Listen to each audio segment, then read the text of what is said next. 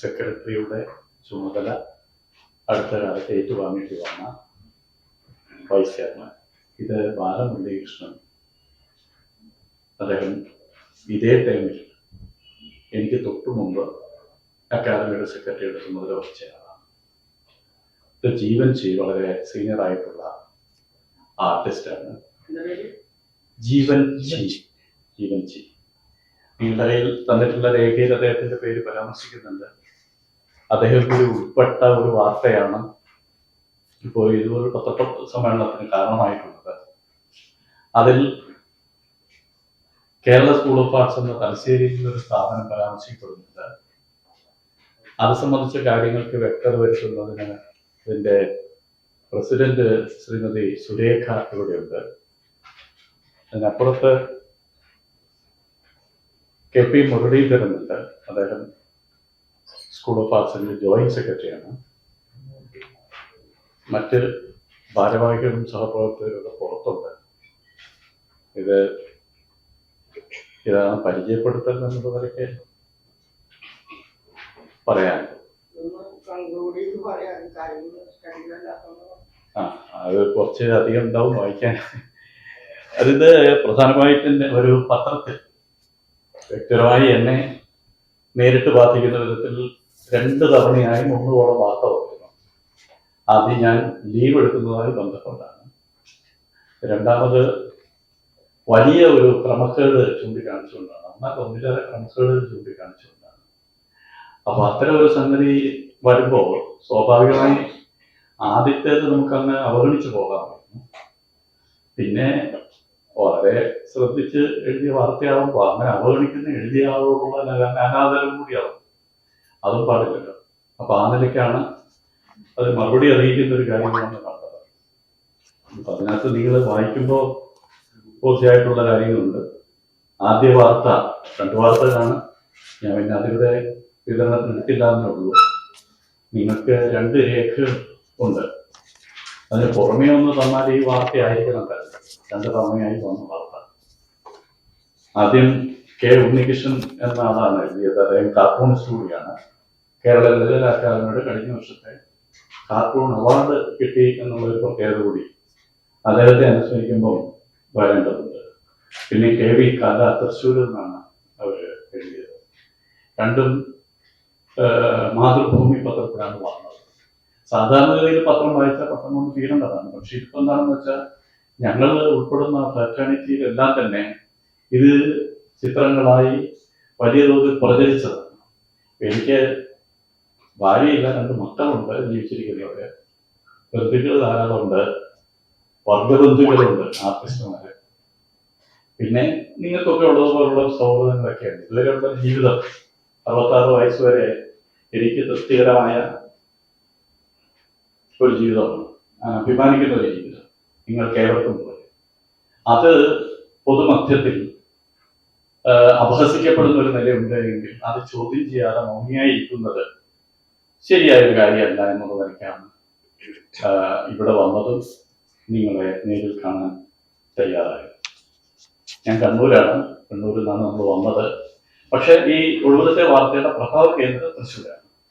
അതുകൊണ്ടാണ് തൃശ്ശൂർ വന്ന് ഞങ്ങളെല്ലാവരും കൂടി പറയാൻ തയ്യാറായത്. ഞാൻ മാത്രമല്ല, ഞങ്ങളുടെ മുൻ സെക്രട്ടറി ആയിട്ടുള്ള ശ്രീമാൻ ബാലമുരളീകൃഷ്ണനും എത്തിച്ചേർന്നിട്ടുണ്ട്. ആദ്യഘട്ടത്തിൽ എഴുതിയിരിക്കുന്ന കുറെ കാര്യങ്ങൾ, ഇത് 2ഉം ഇതെഴുതിയ ആൾ നടത്തിയ റിസർച്ച് സ്വാഭാവികമായി ലളിത അക്കാദമിയുടെ ഭാരവാഹികളുമായി നിരത്തുള്ളവരുമായിട്ട് ചേർന്നിട്ട് തന്നെയായിരിക്കും വിജയിച്ചിട്ടുണ്ടാവുക.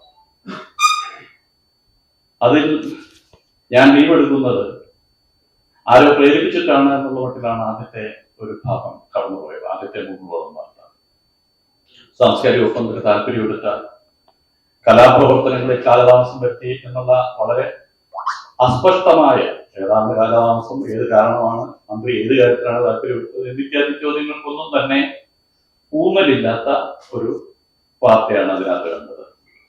അതിൽ കലാമ്യൂസിയത്തിന്റെ അടുത്തതാണ് വിഖ്യാതമായ എ രാമേന്ദ്രൻ കലാമ്യൂസിയത്തിന്റെ പ്രവർത്തനങ്ങൾ വൈകിപ്പിച്ചു ബോധപൂർവം എന്നുള്ള ഒരു ആരോപണം അതിനകത്ത് ഉന്നയിക്കുന്നുണ്ട്. പ്രാരംഭ പ്രവർത്തനം എന്ന് പറയുന്നത് നേമം പുഷ്പരാജിന്റെ കാലത്താണ് തുടങ്ങുന്നത്. ആ സമയത്ത് വൈകിപ്പിച്ചു എന്നും ഇതെല്ലാം സ്ഥലം അന്വേഷിക്കുകയൊക്കെ ചെയ്തതാണ്. ആ സമയത്ത് എളിയവനായ ഞാൻ വൈസ് ചെയർമാനാണ്. ഇത് തടസ്സപ്പെടുത്താവുന്ന ഒരു നടപടിയും സ്വീകരിക്കാൻ കഴിയുന്ന ഒരു കാര്യമല്ല എന്നുള്ളതും ഓർമ്മിക്കാവുന്നു. പിന്നെ സമീപകാലത്താണ് നമ്മുടെ നമ്പൂതിരിയുടെ ഒരു മ്യൂസിയം പാലക്കാട് വരാൻ പോകുന്നത്.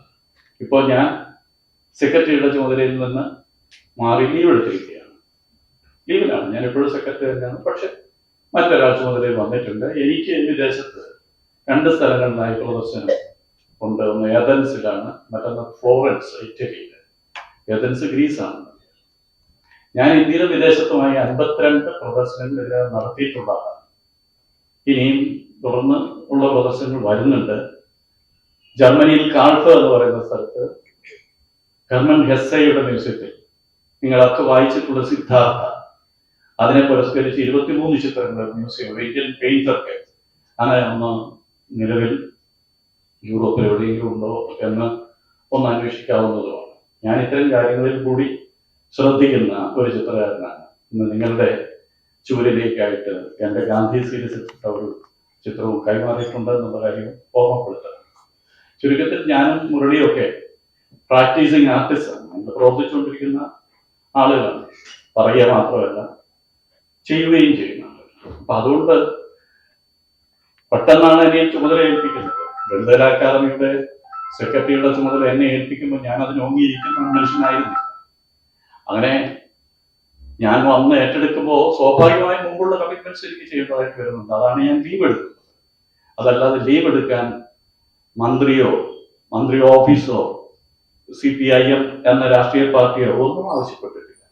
ഇതൊക്കെ കൃത്രിമമായി ചിലർ ഉണ്ടാക്കിയെടുക്കുന്ന ചില കാര്യങ്ങളാണ്. പിന്നെ മറ്റൊന്ന് ജീവൻചി എന്ന ആർട്ടിസ്റ്റ് ഇവിടെയുണ്ട്. അദ്ദേഹത്തിന് ധനസഹായം കൊടുത്തത് അദ്ദേഹം മുമ്പ് തലശ്ശേരിയിലെ കേരള സ്കൂൾ ഓഫ് ആർട്സിന് നൽകിയ സംഭാവനയ്ക്ക് പകരം അങ്ങോട്ട് ചെയ്തതാണ് എന്ന മട്ടിൽ ഒരു വാർത്ത.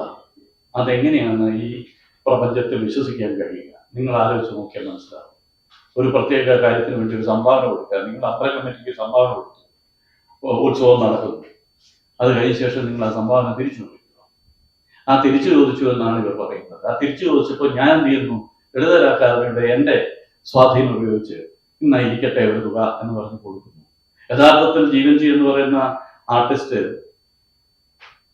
അദ്ദേഹത്തിന്റെ പ്രവർത്തനങ്ങളുടെ 50-ാം വാർഷികത്തിൽ മുരളി ജീറോത്ത് എന്ന അധ്യക്ഷൻ, ചെയർമാൻ അദ്ദേഹത്തിന്റെ സ്റ്റുഡിയോ സന്ദർശിച്ചപ്പോഴാണ് ജീവൻജി പറയുന്നത് എനിക്ക് ആരോഗ്യ പ്രശ്നങ്ങളുണ്ട്, സഹായിക്കുന്നു.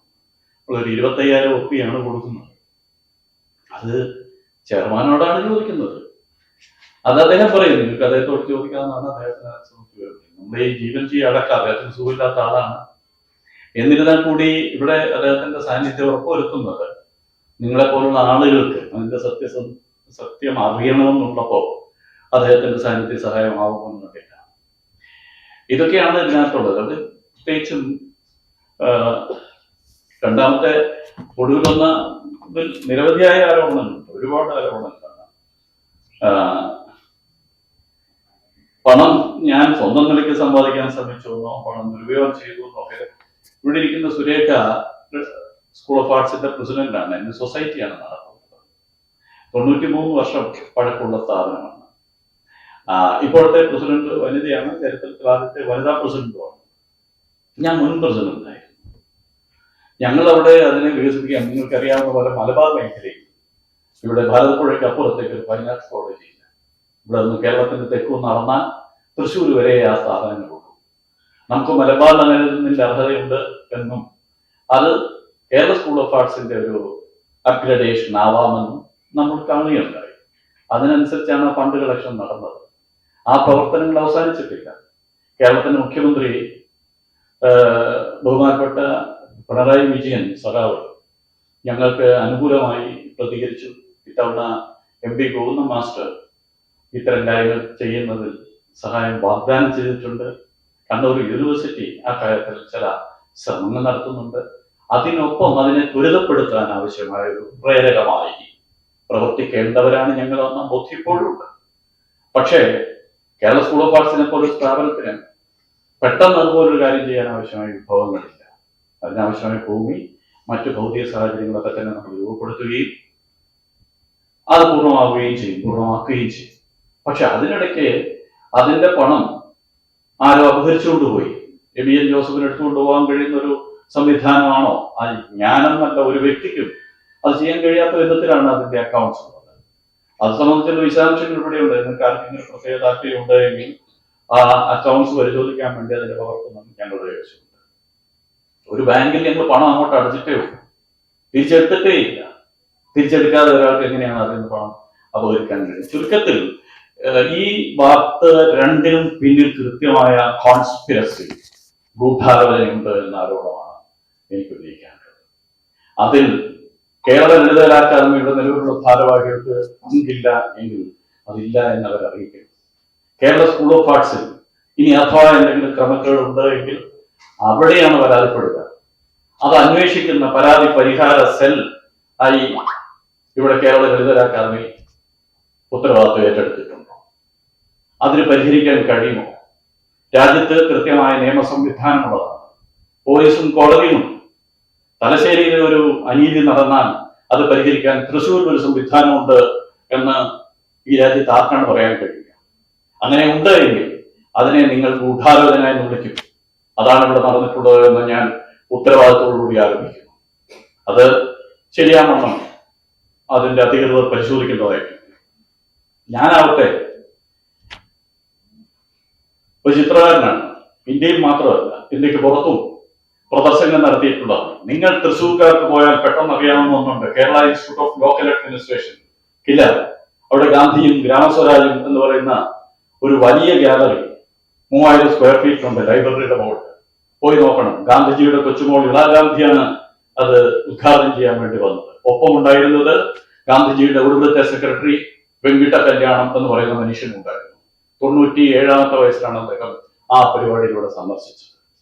ഞാൻ പറയുന്നത് നിങ്ങൾക്ക് ഇതൊക്കെ മനസ്സിലാക്കാൻ വേണ്ടി അത്ര പ്രയാസമുള്ള ആളല്ല. ഇപ്പൊ എന്നെ പരിചയമില്ലാത്ത ആളായിരിക്കും എന്നെ എഴുതിയിട്ടുണ്ടാവുക. അവർക്ക് വലിയ ഉണ്ടാവണമെന്നും നിർബന്ധമില്ല. ഇപ്പോൾ ഞാൻ മരിച്ചാൽ നിങ്ങൾക്ക് ഒരുപാട് വാർത്തയ്ക്കപ്പുറം പ്രാധാന്യം അനുഭവപ്പെടാത്ത ഒരു വ്യക്തിയാണ്. കേരളത്തിൽ തൃശ്ശൂരിൽ വിശദാംശങ്ങളൊന്നും അറിയുന്നില്ലെങ്കിൽ ഒറ്റക്കോളത്തിൽ അവസാനിക്കുന്ന ഞാൻ 2 മാസവും 10 ദിവസവും ലീവ് എടുത്താൽ 3 വാർത്തയായിട്ട് തന്നെയാണ് മാറുക. അത്രത്തോളം ന്യൂസ് പ്രിന്റ് ബാക്കിയുണ്ടോ ഒരു ദേശീയ പത്രത്തിന്, ദേശീയ പാരമ്പര്യമുള്ള പത്രത്തിന്? ആവർത്തിച്ച് 2 തവണ വാർത്ത കൊടുക്കാനും മാത്രം ഈ വിഷയത്തിൽ അവർക്കുള്ള അമിത താല്പര്യം എന്താണ്? മറ്റൊരു പത്രത്തിനും എടുക്കാത്ത, മറ്റൊരു പത്രവും അവിശുദ്ധമെന്ന് കരുതി മാറ്റിവെച്ചിട്ടുണ്ടാവാനിടയുള്ളൂ. അവർ മാത്രമായി നിരന്തരമായി എന്നെ വേട്ടയാടുന്നു എന്ന് ഞാൻ ആരോപിക്കുകയാണ്. മാത്രമല്ല, ഈ പ്രവണത അവർ നിർത്തിയിരുന്നു, അറിയില്ല. അടുത്ത 3 കോളത്തിന് വേണ്ടി അവർ കാത്തിരിക്കുന്നുണ്ടോ? നിരന്തരമായി മാതൃഭൂമി എന്ന പത്രം എന്നെ വേട്ടയാടുന്ന പ്രവണത തുടരുമോ? ഈ കാര്യത്തിലും അറിയാൻ എനിക്ക് താല്പര്യമുണ്ട്. എന്തുകൊണ്ടാണ് ആ പത്രം മാത്രമായി ഇങ്ങനെ ഒരു വേട്ടയ്ക്ക് ഒരുപെട്ടത്? ഈ കാര്യത്തിൽ വ്യക്തിപരമായി നിങ്ങൾ ഏവരെയും പോലെ ആത്മാഭിമാനത്തോടുകൂടി ഈ ഭൂമിയിൽ ശ്വാസം വലിച്ചും ഭക്ഷണം കഴിച്ചും സൗഹൃദം പങ്കിട്ടും ജീവിക്കുന്ന ഒരാളാണ്. ഈ ഓഡിറ്റ് റിപ്പോർട്ടിൽ കണക്കടി ഏത് ഓഡിറ്റ് റിപ്പോർട്ടാണ്? ഈ സ്കൂൾ ഓഫ് ആർട്സിന്റെ ആണോ?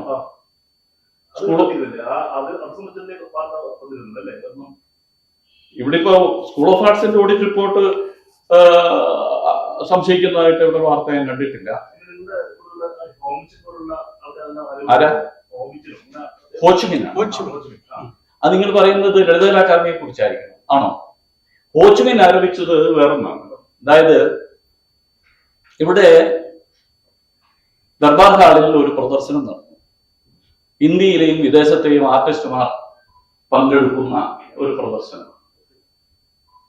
ആ പ്രദർശനത്തിൽ ഈ കവിതാക്കൾ പരസ്പരം ചാറ്റ് ചെയ്യുന്ന പ്രവണതയുണ്ടല്ലോ. ചാറ്റ് ചെയ്താൽ അപ്പുറത്തുള്ള ആളിൻ്റെ മാത്രം എടുത്ത് അച്ചടിച്ചാൽ എന്ത് കിട്ടുമോ അത്തരത്തിലൊരു അച്ചടി നടന്നു. അത് കേരളത്തിൽ പണ്ട് നമ്മൾ ഏറ്റവും മോശപ്പെട്ട ടോയ്ലറ്റിലൊക്കെ എഴുതി വെക്കുന്ന ജീർണമായ ചീത്തവാക്കുകളുണ്ടല്ലോ. ചീത്തവാക്ക് എന്ന് പറഞ്ഞാലും പോരാ, സാധാരണ അങ്ങനെ ചീത്തവാക്കിനെ അല്ല പറയുക. വളരെ മോശപ്പെട്ട കുറച്ച് പദങ്ങൾ, അതൊന്നും ഇവിടെ ആവർത്തിക്കാൻ ഞാൻ തയ്യാറല്ല. പൊന്നിൻ ചന്ദ്രൻ നിങ്ങൾക്കെതിരെ ഒന്ന് സംശയങ്ങൾ ചോദിക്കട്ടെ.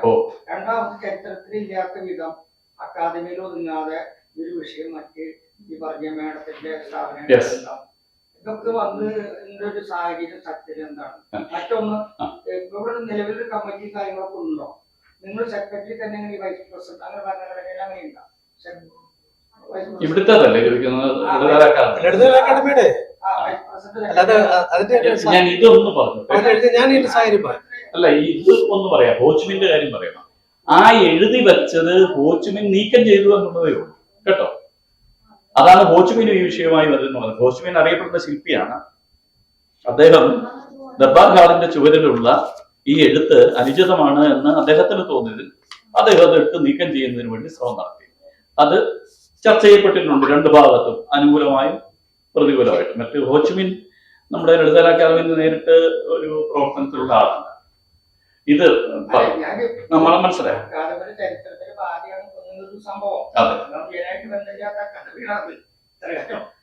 ഇപ്പോഴാണ് ഈ വക സംഭവം വാർത്തയൊക്കെ വന്നത്. അപ്പൊ എന്താണ് ഇതിന്റെ പിന്നിലത്തെ സംഭവം? ചെയ്തോട്ടൊക്കെ നന്നായിട്ട് പ്രവർത്തിക്കുന്നുണ്ട്. വർക്ക് ചെയ്ത് വായിച്ചാൽ വിഷയം ഞാൻ പറയാം. ഞാന് ഒരു 3 വർഷക്കാലം 3 വർഷം 27 ദിവസവും ലളിതകലാ അക്കാദമിയുടെ സെക്രട്ടറി ആയിട്ട് പ്രവർത്തിച്ച ആളാണ്. അതായത് ദൃശ്യകലാ രംഗത്തെ കൂടുതൽ പുഷ്ടിപ്പെടുത്തുവാൻ വേണ്ടി ഗവൺമെന്റ് വളരെ ആത്മാർത്ഥമായിട്ട് വിഷ്വൽ ആർട്ടിസ്റ്റുകളെ കൂടുതൽ ഉൾപ്പെടുത്തിക്കൊണ്ട് ഒരു കമ്മിറ്റി ഉണ്ടാക്കിയതാണ്. അതിൽ ചെയർമാനായിട്ട് മുരളി ഇരുപത്തി വരുന്നു, സെക്രട്ടറിയായിട്ട് ഞാനും, വൈസ് ചെയർമാനായിട്ട് എബിഎൻ ജോസഫും വരുന്നു. പക്ഷെ വളരെ ഗംഭീരമായ ഒരുപാട് പ്രവർത്തനങ്ങൾ ഞങ്ങൾക്ക് ചെയ്തിട്ടുണ്ട് അക്കാലത്ത്.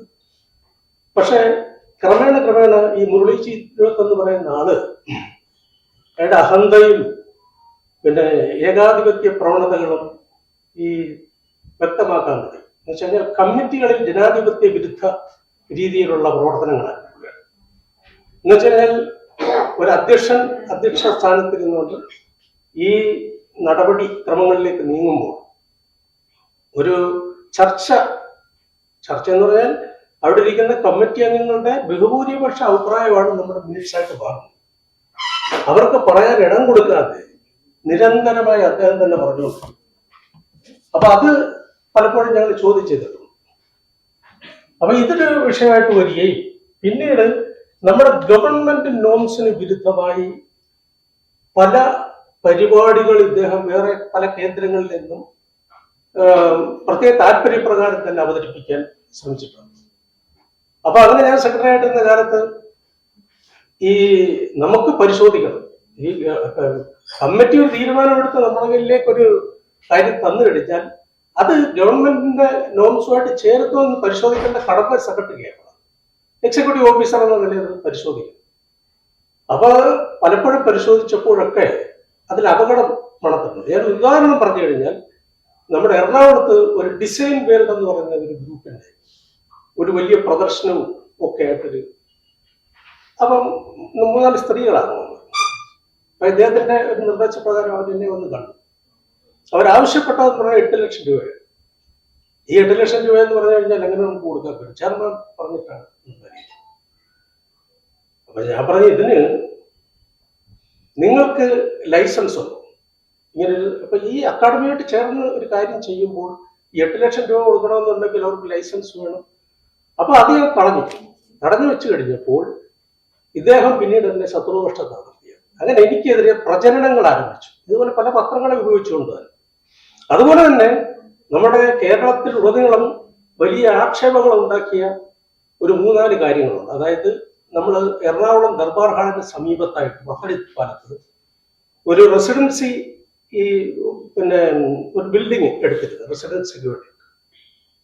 അത് അദ്ദേഹത്തിന്റെ സുഹൃത്തായ ആബിദിന്റെ ബിൽഡിംഗ് ആയിരുന്നു. അതിനകത്തിൽ കുറച്ച് സൗകര്യങ്ങളുള്ളത് കൊണ്ടാണ് ഞാനും അനുമതി കൊടുത്തത്. അങ്ങനെ വന്നു കഴിഞ്ഞപ്പോൾ അതിന് 75,000 രൂപ മാസം കൊടുക്കണമെന്നാണ്. ഏതാണ്ട് 40,000 രൂപയ്ക്ക് കിട്ടുന്ന ഒരു വീട് അത്ര എമൗണ്ട് കൊടുക്കണമെന്ന് പറഞ്ഞപ്പോൾ തന്നെ ഞാൻ പറഞ്ഞത് നടക്കില്ല. പിന്നെ അതായത് കമ്മിറ്റി വെച്ചിട്ടാണ് ആ ഒരു തീരുമാനം എടുത്തത്. 60,000 രൂപ കൊടുക്കാമെന്ന് വെച്ചു മാസം. അങ്ങനെ ഞങ്ങൾ ഒരു 4 റെസിഡൻസി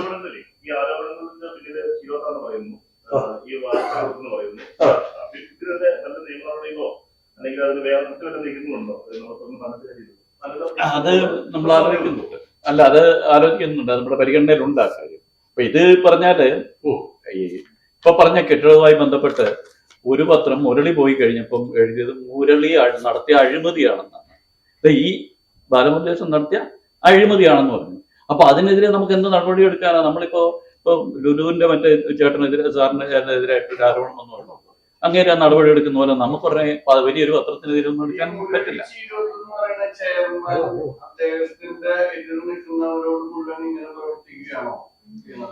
അത് എനിക്ക് തോന്നുന്നു മിക്കവാറും ഞാൻ മാറിയിട്ട് മറ്റൊരു മാഡമാണ് നിൽക്കുന്നത്. ഞാൻ ലീവിൽ പോയെങ്കിലും ഒരു ചുമതലക്കാരി വന്നിട്ടുണ്ട്. യഥാർത്ഥത്തിൽ അദ്ദേഹത്തിന്റെ പ്രശ്നം ഇത്തരം ഒരു ഡെമോക്രാറ്റിക് പ്ലാറ്റ്ഫോമിൽ അദ്ദേഹം ഒരു അതിജീവനം സാധ്യമല്ല. ഞാൻ മനസ്സിലാക്കിയിരിക്കുന്നതാണ്. ഒരു ഡെമോക്രാറ്റിക് പ്ലാറ്റ്ഫോം എന്ന് പറയുന്നത് സ്വാഭാവികമായും കൂടിയാലോചനകൾ വേണ്ടിവരും. നമ്മൾ പറയുന്ന കാര്യങ്ങളിൽ പെശകുണ്ടെങ്കിൽ ചൂണ്ടിക്കാണിച്ചാൽ വിട്ടുവീഴ്ചകൾ വേണ്ടിവരും. ഇങ്ങനെ ഒരു കാര്യം അസാധ്യമായ ചില മനുഷ്യർ നമ്മുടെ ഇടയിൽ ജീവിച്ചിരിപ്പുണ്ട്. നേരത്തെ പറഞ്ഞ കാർട്ടൂൺ അവാർഡ് കിട്ടിയ ഉണ്ണികൃഷ്ണൻ മാതൃഭൂമിയുടെ ജോലിക്കാരനാണ്. അതെ. അപ്പൊ അദ്ദേഹം വഴിയാണോ കൂടുതൽ ഈ മാതൃഭൂമിയിലൊക്കെ എൻട്രി ഉണ്ടാവണേ? അത് തീർച്ചയായും അങ്ങനെയാണെന്ന് വേണം കാണാൻ. കാരണം ഉണ്ണികൃഷ്ണനാണ് ഇത് തുടങ്ങി വെക്കുന്നത്. ഉണ്ണികൃഷ്ണൻ എന്നെ വിളിക്കുമ്പോൾ, സാർ അദ്ദേഹം ഒരു കാർട്ടൂണിസ്റ്റാണ്, ഞാനൊരു ചിത്രകാരനാണ്, ഞങ്ങൾ വിളിക്കാറുണ്ട്. അദ്ദേഹത്തിന്റെ ഉള്ളിലൊരു പത്രക്കാരനുണ്ടെന്നുള്ളത് എനിക്കറിയില്ല, ഓൺ റെക്കോർഡാണെന്നുള്ളത് എനിക്കറിയില്ല. അദ്ദേഹം എന്നോട് ചോദിക്കുമ്പോൾ എന്താ പരിപാടി എന്ന് വെച്ചാൽ ഞാൻ പറഞ്ഞ ഇങ്ങനെ ഏതൻസ് പരിപാടി ഉണ്ട്, പോണം, അതിന് കുറച്ചൊന്നും മാറി നിൽക്കണ്ടായിരുന്നു, ഇവിടെ നിങ്ങൾക്കറിയാലോ സ്കൂളിന്റെ ഹെഡ്മാസ്റ്റർ ഇരിക്കേണ്ടതുണ്ട്, അപ്പൊ അതാണ് കാര്യം ഉണ്ണി എന്നൊക്കെ പറഞ്ഞ് പിറ്റേ ദിവസം പത്രത്തിലാണ് വരുന്നത്. ഞാൻ പറയാം, നിങ്ങൾക്കും എനിക്കും ഇടയിൽ എനിക്കത്രയോ ഒരു 10-26 വയസ്സുണ്ട്. എനിക്ക് ഒരുപാട് പത്രപ്രവർത്തകരായ സുഹൃത്തുക്കളെ എനിക്ക് ഇവിടെയല്ല നാട്ടിലേക്ക്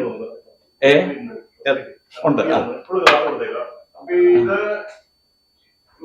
നിങ്ങൾ ഈ പറയുന്നതിലൊക്കെ നിങ്ങൾ ഈ പത്രത്തിനെതിരെ നിങ്ങൾക്ക് വേണമെങ്കിൽ നടപടി എടുക്കാവുന്നതാണ്. അത് ഇതിനകത്ത് സത്യസന്ധമായ ചില കാര്യങ്ങൾ പറഞ്ഞു കഴിഞ്ഞാൽ ഇദ്ദേഹത്തിന്റെ അപ്രമാദിത്വത്തിന് വേണ്ടിയിട്ടുള്ള ഒരു ശ്രമം എപ്പോഴും നടക്കാറുണ്ട്. കാര്യം ഞങ്ങൾ ഗ്രൂപ്പായിട്ട് പല കാര്യങ്ങളും തീരുമാനിക്കും. അതെ, ആണ് കമ്മിറ്റി ഉണ്ട്. പക്ഷെ ഇതിനകത്തില് ഇയാൾ 2 സ്പേസ് ആണ്. ഒന്ന് നമ്മുടെ കമ്മിറ്റിയുടെ സ്പേസിൽ ഇയാൾ 2 സ്പ്ലിറ്റ് ആക്കി, അംഗങ്ങളെ തമ്മിൽ സ്പ്ലിറ്റ് ആക്കി. രണ്ടാമത് അക്കാഡമിയിൽ ഇയാൾ വന്നിരുന്ന ഒരു പഠനവും നടത്തേണ്ട ഒരു കാര്യമില്ല. ഒരു സെക്രട്ടറിയുടെ നേതൃത്വത്തിലുള്ള ഒരു മറ്റേ അക്കാഡമിയുടെ ഓഫീസ് എന്ന് പറയുന്നത്, ഓഫീസ് നിയന്ത്രണം സെക്രട്ടറിക്കാണ്. അതിന്റെ ഒപ്പിടേണ്ട കാര്യമില്ല. ചെയർമാൻ ഒപ്പ് അതോറിറ്റി സെക്രട്ടറിയാണ്. വിനിയോഗങ്ങൾ, സാമ്പത്തിക വിനിയോഗങ്ങൾ നടത്തുന്ന സെക്രട്ടറിയാണ്. പിന്നെ സ്റ്റാഫിന്റെ അതോറിറ്റി സെക്രട്ടറി. ഇങ്ങനെ ഇരിക്കുന്ന ഒരു സ്ഥലത്തേക്ക് ഇദ്ദേഹം കയറി വന്നിട്ട് സ്റ്റാഫിനെ വിളിച്ച് ശാസിക്കുക. ഒരിക്കലും ഒരു സാധു സ്ത്രീയെ സസ്പെൻഡ് ചെയ്തു, അത് ഞാൻ തടഞ്ഞു, നിയമപരമായിട്ട് തന്നെ തടഞ്ഞു. ചെയർമാൻ അധികാരമില്ലാത്ത ഒരു കാര്യത്തിൽ കൈവച്ചു. അപ്പൊ അങ്ങനെ വളരെ മോശപ്പെട്ട ഒരു പ്രവണത അദ്ദേഹത്തിൽ ആദ്യം മുതലുണ്ട്. എന്നിട്ട് എനിക്കെതിരെ നിരന്തരമായി പുറത്തുള്ള ശത്രുക്കളെ ഉപയോഗിച്ച് മന്ത്രിക്കും മറ്റ് നേതാക്കൾക്കും കത്ത് കൊടുക്കും. തീർച്ചയായിട്ടും പല ഡിസ്കഷനും നടന്നിട്ടുണ്ട് ഇക്കാര്യം.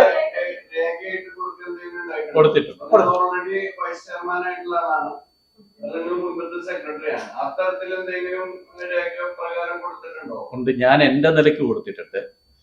കാരണം എന്നെ സംബന്ധിച്ചിടത്തോളം ഞാൻ പാർട്ടിയോട് ഉത്തരവാദിത്തമുള്ള ഒരാളാണ്. അത്തരം ബന്ധങ്ങൾ എനിക്കുണ്ട്. സ്വാഭാവികമായും അത്തരം കേന്ദ്രങ്ങളിലേക്കൊക്കെ ഈ സംബന്ധിച്ചുള്ള വിശദാംശങ്ങൾ കൊടുക്കുന്നു. ഇപ്പൊ പക്ഷെ എന്താണ് കാരണം? ഇത് അവിടെ ആയിരുന്നുവെങ്കിൽ അത്തരം ഇങ്ങനെ തീർക്കാം. ഇപ്പം സാർ ചോദിച്ച പോലെ അക്കാദമിയുടെ ആഭ്യന്തര ഒരു വിഷയമായി തീരേണ്ടത് മാതൃഭൂമിയുടെ വിഷയമായി മാറിക്കഴിയുമ്പോൾ നാട്ടുകാർ അത് അറിയുമ്പോൾ മാനാഭിമാനത്തോടെ റോഡിൽ ഇറങ്ങി നടക്കാൻ വരാത്ത സ്ഥിതി വരുമ്പോൾ എനിക്ക് നിങ്ങളെപ്പോലുള്ളവരോട് ഇത് പറയേണ്ടി വരുന്നു എന്നുള്ളതാണ്. ഇല്ലെങ്കിൽ ഇപ്പൊ ഞാൻ ഇതുമായിട്ട് ഇറങ്ങിത്തിരിക്കുമോ? ഇല്ല. ഇത് 2 തവണ 3 വാർത്ത വീതം വരുന്നു, ഇനി വരില്ല എന്ന് ഉറപ്പുമില്ല. അപ്പൊ ആ നിലയ്ക്ക് ഇങ്ങനെ ഒന്ന് പറഞ്ഞാൽ അതിനൊരു ശമനം ഉണ്ടാകുന്നുണ്ട്, ആയിക്കോട്ടെ എന്നുണ്ട്. രണ്ടാമത് ഇപ്പൊ പറഞ്ഞതുപോലെ നിയമ നടപടി എന്ന് പറയുന്നത് നടത്തും എന്ന് പ്രത്യേകിച്ച് പ്രഖ്യാപിക്കേണ്ട കാര്യം വരുന്നില്ല. അത് ഈ രാജ്യത്തെ ഒരു പൗരൻ എന്നുള്ള നിലയ്ക്ക് തീർച്ചയായും മനുഷ്യാവകാശത്തിൽ വിശ്വസിക്കുന്ന ഒരാളെന്നുള്ള നിലയ്ക്ക് എപ്പോഴും അത് ചെയ്യാവുന്നതുമാണ്. ഇത് ആ കാര്യത്തിൽ അല്ല, മറ്റൊരു തെറ്റിദ്ധാരണയുടെ രീതി ആണെന്ന് പറഞ്ഞു കഴിഞ്ഞാൽ എന്നെ ഈ സ്ഥാനത്തു നിന്ന് മാറ്റാനായിട്ട് അയാൾ പ്രത്യേകം കത്ത് കൊടുത്തിരുന്നു ഗവൺമെന്റിലേക്ക്. അത് പല രൂപത്തിൽ അത് അവസാനം ഗവൺമെന്റ് ഗവൺമെന്റ് എന്ന് പറഞ്ഞാൽ ഗവൺമെന്റ് എനിക്ക് ഓർഡർ വരിക എന്ന് പറഞ്ഞു കഴിഞ്ഞാൽ ബാലമുരളിയെ തൽസ്ഥാനത്ത് നിന്ന് മാറ്റിക്കൊണ്ട് എവിഎൻ ജോസഫിന് ചാർജ് കൊടുത്തിരിക്കുന്നുണ്ട്. ഇതെല്ലാം അതിന്റെ പിന്നിൽ അദ്ദേഹം പോയി നിന്ന് സമയം ധാരാളമുണ്ട്, വാഹനമുണ്ട്, അയാൾക്ക് ഇവിടെ വലിയ പണിയൊന്നും ഇല്ലാത്തതുകൊണ്ട് അല്ല അത് ഡ്യൂട്ടിയായിട്ട് കൊടുക്കാൻ പറ്റും. അദ്ദേഹത്തിന് താൽക്കാലികമായ അധികാരം കൊടുക്കാൻ പറ്റും. അപ്പൊ തൽക്കാലം സെക്രട്ടറിയെ മാറ്റിയിട്ട് ഇത് എന്നിട്ട് ഇദ്ദേഹം തന്നെയാണ് പത്രത്തിലേക്ക്, ഇദ്ദേഹത്തിന്റെ നേതൃത്വത്തിലാണ് തനിതരം പത്രത്തിലാണ് ഇത് അനൗൺസ് വരുന്നത്. ബാലമുരളിയെ പുറത്താക്കി എന്നും പറഞ്ഞു. ഞാനും പാർട്ടിക്കാരനാണ്, എന്നെ പുറത്താക്കി എന്നും പറഞ്ഞിട്ട് ന്യൂസ് വരുമ്പോൾ അത് പിന്നെ മാതൃഭൂമിയിൽ വന്നത്, മനോരമയിൽ വന്നത് ആ ന്യൂസ്. അപ്പൊ എന്റെ കുടുംബത്തിനും എന്റെ സുഹൃത്തുക്കൾക്കും അല്ലെ ഞാൻ വിശ്വസിക്കുന്ന പാർട്ടിക്ക് എന്തുമാത്രം സംശയം ഉണ്ടാക്കിയതറിയും, അഴിമതി കാണിച്ചു എന്നുള്ളതാണ്. അയാളെ പോലെ നല്ലൊരു മനുഷ്യന് നിങ്ങൾക്ക് ആർക്കും പറയാതിരിക്കാൻ കഴിയും. നേരെ മറിച്ച് നിങ്ങളോടൊക്കെ സംസാരിച്ചിട്ടുള്ള, നിങ്ങളുമായിട്ട് ഇടപെട്ടിട്ടുള്ള ഒരാളാണ്. പക്ഷെ മറ്റ് ഈ സ്റ്റാഫിനോട് വേറൊരു രീതി, അവരെയൊക്കെ എന്തുമാത്രം ധർമ്മസങ്കടത്തിലാക്കിയ സന്ദർഭങ്ങളുണ്ടെന്നറിയാം.